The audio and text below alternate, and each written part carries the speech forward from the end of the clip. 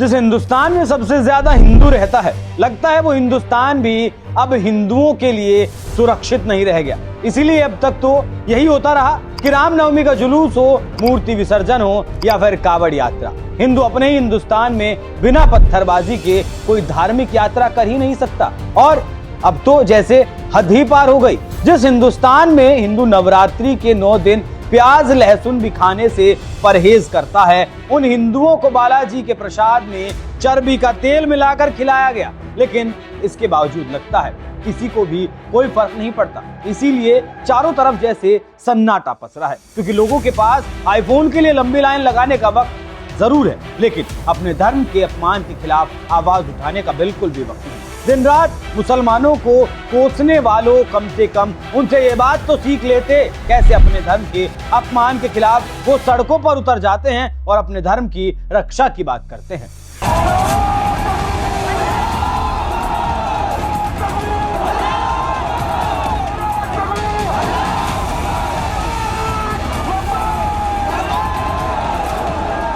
जिस तिरुपति मंदिर का लड्डू प्रसाद हर दिन लाखों हिंदुओं को दिया जाता है, उस प्रसाद में ही सुअर की चर्बी का तेल मिलाकर हिंदुओं को खिलाया गया, लेकिन इसके बावजूद साधु संतों के अलावा किसी हिंदू की हिम्मत नहीं हुई इसके खिलाफ आवाज उठा दे। तो वहीं महाराष्ट्र में रामगिरी महाराज के एक बयान के खिलाफ हजारों मुसलमान सड़कों पर उतर आए। यही होता है अपने धर्म के लिए लड़ना। लेकिन यहाँ तो हिंदू जैसे मानो सहिष्णुता की चादर ओढ़कर सोया हुआ है। इसीलिए वैष्णो देवी की यात्रा पर जाते हैं तो कोई जिहादी बस पर बम फोड़ देता है, धार्मिक यात्रा निकालते हैं तो कोई जिहादी पत्थर बरसाता है, और स्टालिन जैसे नेता तो हिंदू धर्म की तुलना डेंगू मलेरिया से करने में एक बार भी हिचकते नहीं। यहाँ तक कि जिस अयोध्या में सैकड़ों साल के इंतजार के बाद भव्य राम मंदिर बनकर तैयार हुआ, उस राम मंदिर पर कांग्रेस के दलित नेता उदित राज बुलडोजर चलाने जैसे बयान देने की हिमाकत करते हैं। हर साल पराली जलाने से उठने वाले धुएं की वजह से पूरी दिल्ली गैस का चैम्बर बन जाती है, तब किसी को कोई दिक्कत नहीं होती, किसी की आंख नहीं खुलती। लेकिन जैसे ही दिवाली का दिन आता है तो पटाखा फोड़ने से लोगों को इतनी दिक्कत होती है कि दिल्ली में पटाखा बैन कर दिया जाता है। ये सब क्यों होता है आप जानते हैं? क्योंकि उन्हें भी ये बात पता है कि हिंदू तो सोया हुआ है, सहिष्णुता की चादर ओढ़े हुए है, वो कुछ नहीं कहेगा। और जब पवन कल्याण जैसा कोई हिंदू तिरुपति बालाजी के प्रसाद में सुअर की चर्बी का तेल मिलाने के खिलाफ आवाज उठाता है, तो प्रकाश राज जैसे हिंदू ही उसके विरोध में आवाज उठाने लगते हैं और कहने लगते हैं, अरे भाई क्यों इस मुद्दे को सेंसेशनल बना रहे हो?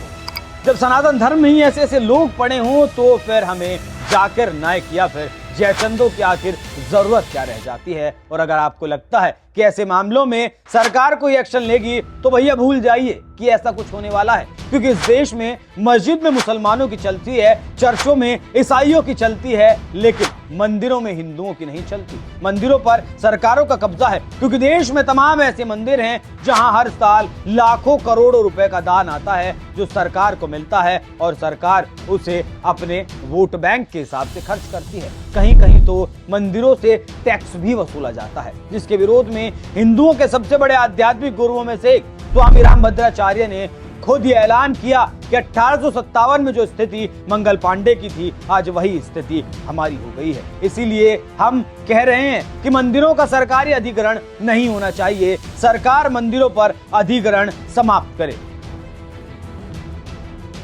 जो स्थिति मंगल पांडे की थी 1857 में, वो स्थिति हमारी है। अब हम किसी न किसी परिणाम तक पहुंचेंगे, अभी उनका वो बताना ठीक नहीं।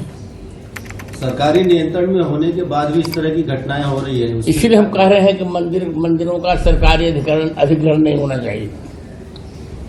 आगे क्या योजना रहेगी? यही कि सरकार हमारा अधिग्रहण समाप्त करे।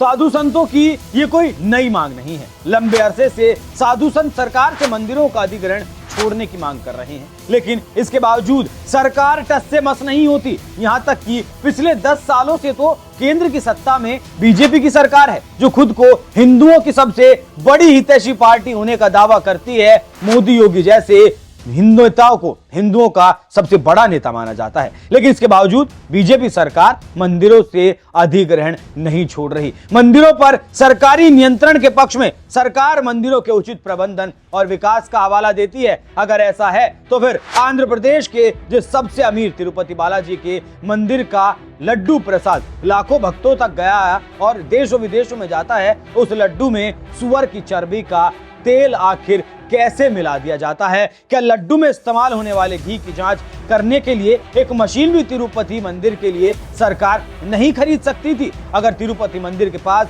खुद की मशीन होती तो कम से कम प्रसाद में इस्तेमाल होने वाले घी की जांच तो हो ही सकती थी, जिससे पहले ही दिन ये घिनौनी हरकत सामने आ जाती। लेकिन लगता है मंदिरों पर कुंडली मारकर बैठी सरकारों को बस मंदिरों से मिलने वाले लाखों करोड़ों के चंदे से, दान से मतलब है। मंदिरों की व्यवस्था और हिंदुओं की आस्था से उन्हें कोई मतलब नहीं। बात यहां भी खत्म नहीं होती, यहां तक कि सुप्रीम कोर्ट भी मंदिरों पर सरकारों का कब्जा अनुचित बता चुका है। साल 2019 में ही सुप्रीम कोर्ट के तत्कालीन जज जस्टिस S.A. बोबड़े ने पुरी के जगन्नाथ मंदिर के मामले में कहा था कि मैं नहीं समझ पाता कि सरकारी अफसरों को क्यों मंदिर का संचालन करना चाहिए। उन्होंने अपनी टिप्पणी में तमिलनाडु का उदाहरण देते हुए कहा था कि सरकारी नियंत्रण के दौरान वहां अनमोल मूर्तियों की चोरी की अनेक घटनाएं होती रही। ऐसी स्थिति की वजह भक्तों के पास अपने मंदिरों के संचालन का अधिकार न होना है।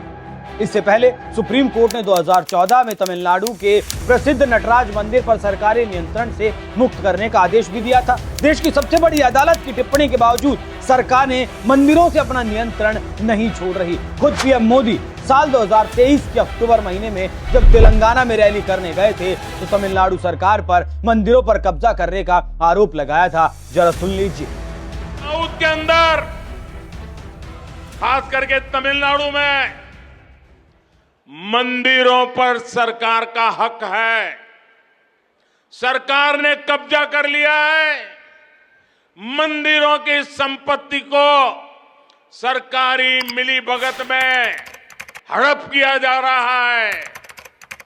मंदिरों को तो लूटा जा रहा है, मंदिरों को तो कब्जा किया गया है, लेकिन माइनॉरिटी के पूजा स्थल को हाथ नहीं लगाते हैं, सरकार के नियंत्रण में नहीं लेते हैं। अब कांग्रेस ने जो नारा दिया है, कांग्रेस ने कहा है कि जितनी आबादी उतना हक। अगर यही आपका मंत्र है, यही आपका सिद्धांत है, तो क्या माइनॉरिटी के जितने पूजा स्थल है उनको ये दक्षिण के आपके सारे साथी जब्त करेंगे क्या? उनका कब्जा करेंगे क्या? उनकी प्रॉपर्टी को लोगों के काम में लाएंगे क्या? नहीं लाएंगे। पीएम मोदी ने सियासी फायदा लेने के लिए तमिलनाडु सरकार पर तो आरोप लगा दिया, लेकिन क्या आपको पता है आज की तारीख में हिंदू धार्मिक बंदोबस्ती विभाग के तहत 38,635 हिंदू धार्मिक संस्थान आते हैं, जिनमें 36,595 हिंदू मंदिर हैं, जिनमें गुजरात का सोमनाथ मंदिर, उत्तराखंड का केदारनाथ धाम, बद्रीनाथ धाम, ओडिशा का जगन्नाथ मंदिर, मध्य प्रदेश का महाकाल मंदिर भी शामिल है। ये उन राज्यों में है जहां बीजेपी की सरकारें हैं, यानी मंदिरों पर सरकारी कब्जा करने के मामले में बीजेपी भी पीछे नहीं है। इतना ही नहीं, तमिलनाडु जैसा राज्य जहां के मंत्री हिंदू धर्म की तुलना डेंगू और मलेरिया से करते हैं, उस तमिलनाडु सरकार के कंट्रोल में हिंदुओं के 36,000 से ज्यादा मंदिर और 56 मठ हैं। उस वामपंथी सरकार के कंट्रोल में केरल के 3,000 से भी ज्यादा मंदिर हैं। तो क्या अब वक्त आ गया है कि जिस तरह से मस्जिद मुसलमानों के पास है, चर्च ईसाइयों के पास है, उसी तरह से तमाम राज्यों की सरकारों को मंदिरों से अपना कब्जा छोड़कर उसे हिंदुओं को सौंप देना चाहिए, जिससे कम से कम हिंदू भी अपने मंदिरों की सुरक्षा और व्यवस्था कम से कम खुद संभाल सके। आपकी इस पूरी खबर पर क्या है राय, कमेंट कर हमें जरूर बताएं। बहुत बहुत धन्यवाद।